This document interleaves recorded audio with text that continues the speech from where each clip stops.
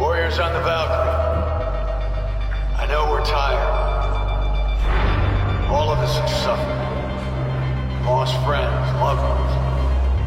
We will ensure it was not in vain. The storm has grounded enemy aircraft, but it won't be for long. It may be the only ship left, but we will not go down without a fight. We will steam west, strike the airfield under storm cover, create a safe passage through the Singapore Strait. Strike with speed and courage. Let this storm carry us home. This is not a drill. I repeat, this is not a drill. Man, here's where we show those split-chin, squid-head sons of bitches that they could not have picked a worse enemy than the human race. We are going to blow the hell out of those dumb bugs until we don't have anything left to shoot them with. And then we are going to strangle them with their own living guts. Am I right, Marines? Sir, yes, sir! Mm-hmm. Damn right I am. Now move it out. Double time.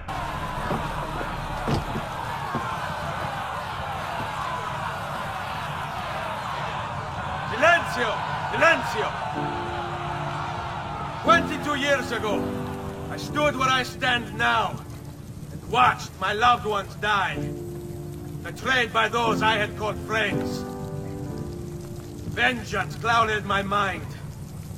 It would have consumed me, were it not for the wisdom of a few strangers who taught me to look past my instincts.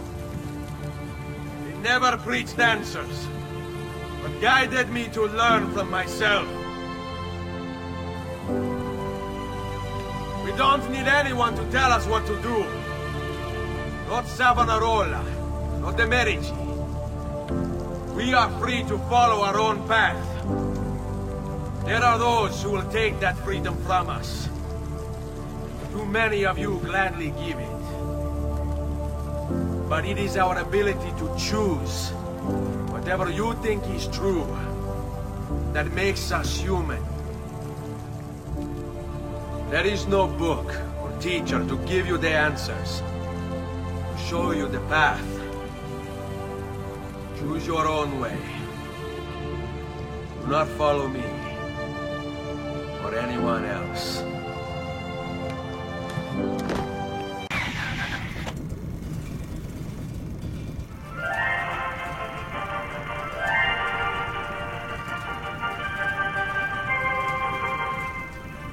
I am Andrew Ryan, and I'm here to ask you a question. Is a man not entitled to the sweat of his brow? No, says the man in Washington, it belongs to the poor. No, says the man in the Vatican, it belongs to God. No, says the man in Moscow, it belongs to everyone. I rejected those answers. Instead, I chose something different. I chose the impossible.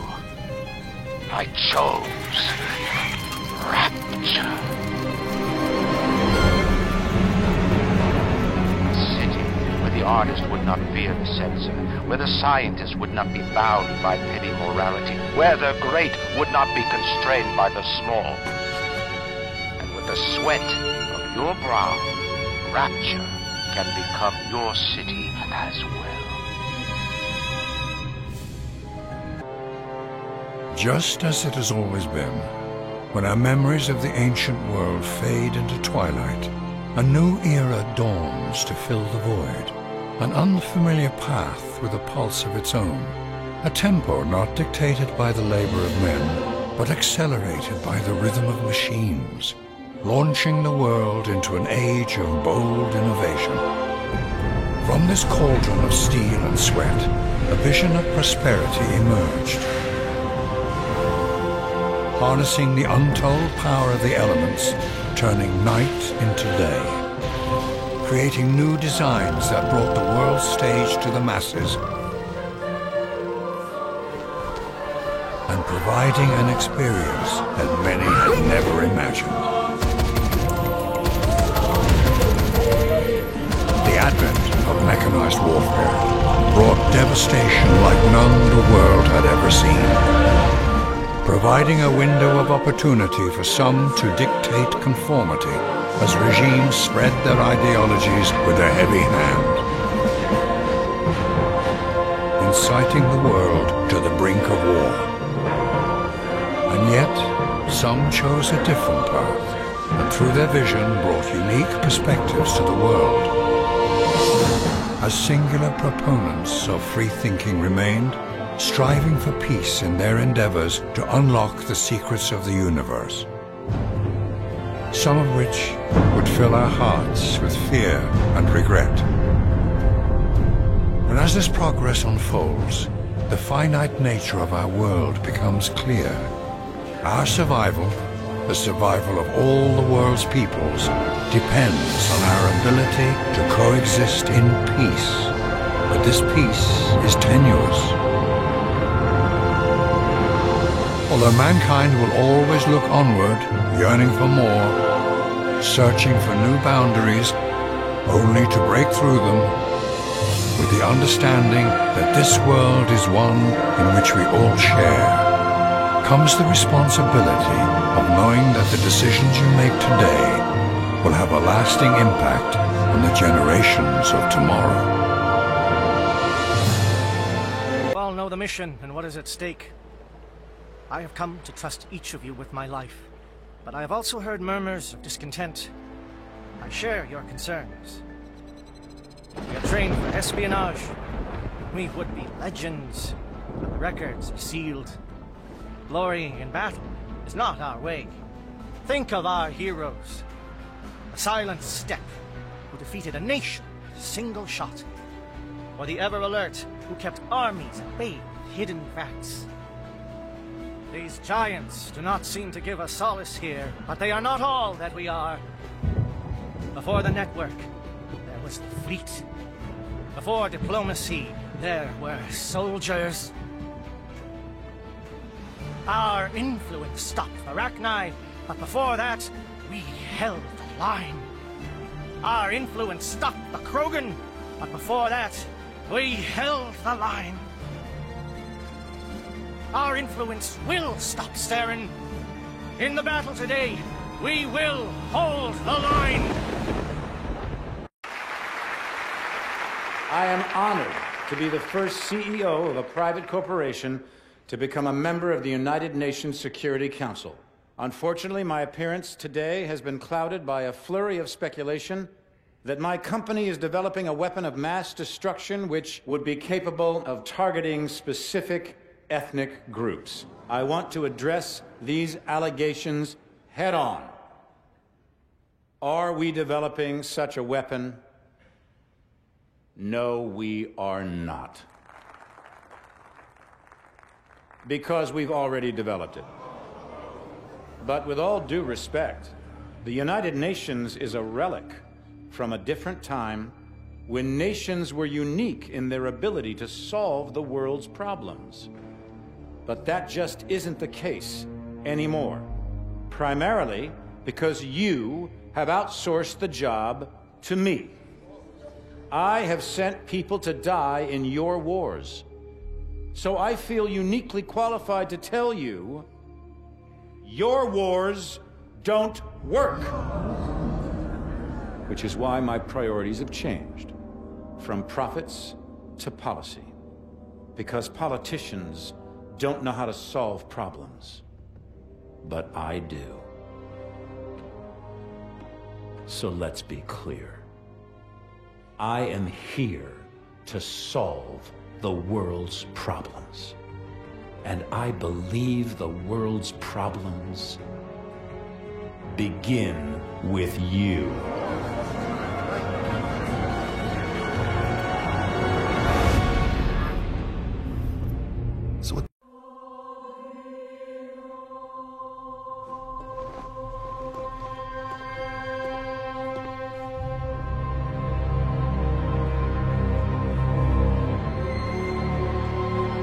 My people, sons and daughters of Helghan, for many years we have been a broken nation, shunned oppressed and conquered by those we sought to escape. 10 years ago, I asked for time, and that time was granted by you. You, the strength in my arm, the holders of my dreams. Our forefathers embarked on the greatest exodus in the history of all mankind. An exodus for freedom. Helghan became that freedom. Our new world changed our bodies.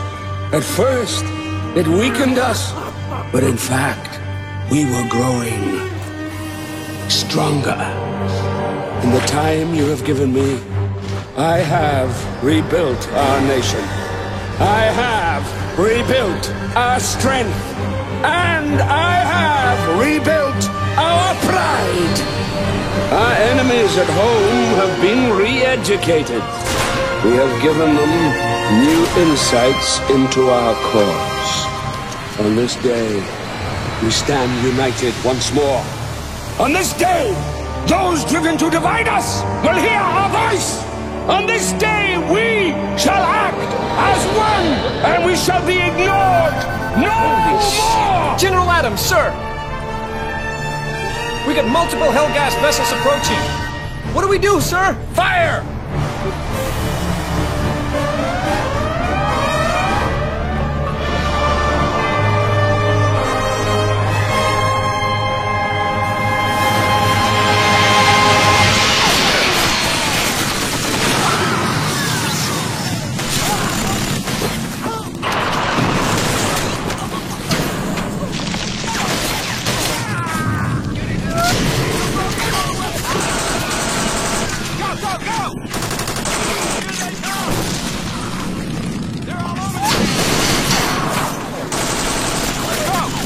Defenders of the Helghast dream, now is our time!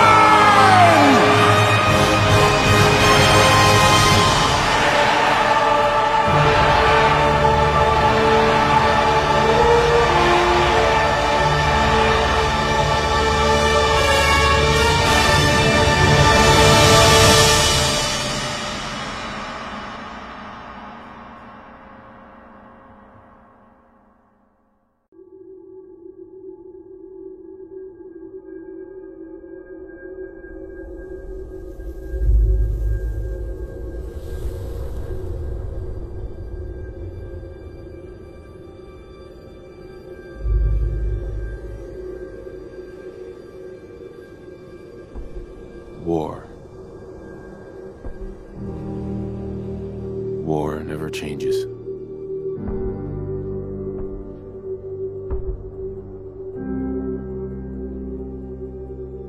In the year 1945, my great-great-grandfather, serving in the army,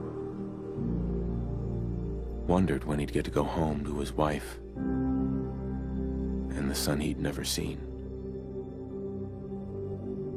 He got his wish when the U.S. ended World War II by dropping atomic bombs on Hiroshima and Nagasaki. The world awaited Armageddon. Instead, something miraculous happened. We began to use atomic energy not as a weapon, but as a nearly limitless source of power. People enjoyed luxuries once thought the realm of science fiction. Domestic robots, fusion-powered cars, portable computers. But then, in the 21st century, people awoke from the American dream. Years of consumption led to shortages of every major resource. The entire world unraveled. Peace became a distant memory. It is now the year 2077. We stand on the brink of total war. And I am afraid. For myself, for my wife, for my infant son. Because if my time in the army taught me one thing,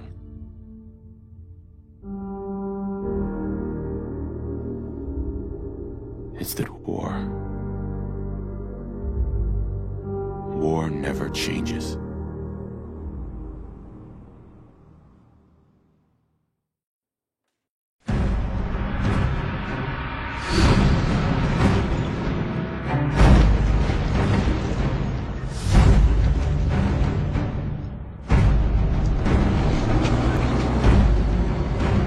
Humans are no strangers to war. After all, we've been fighting for as long as we can remember. War is all we know. In the past, we fought for emulsion. We fought for country. We fought for freedom. But all that changed after E-Day. For 15 years, we've been fighting for our very survival against inhuman, genocidal monsters. But it is a fight we cannot continue. Humanity faces extinction unless we end this war now. So why land down, Sergeant? Why not just drill down here? Jacinto's the one place it can't dig through, and land down's a perfect spot to hit them on their own turf. Heard there's a shitload of grubs there, Sergeant. More like 10 shitloads. We had hoped the light mass bombing would decimate the Locust Horde. But they survived, and have returned stronger than ever. They brought with them a force that can sink entire cities. Even Jacinto, our last beacon of hope through all these dark days, is now at risk. Soon we'll have nothing left to defend. And that means we have only one option. Attack.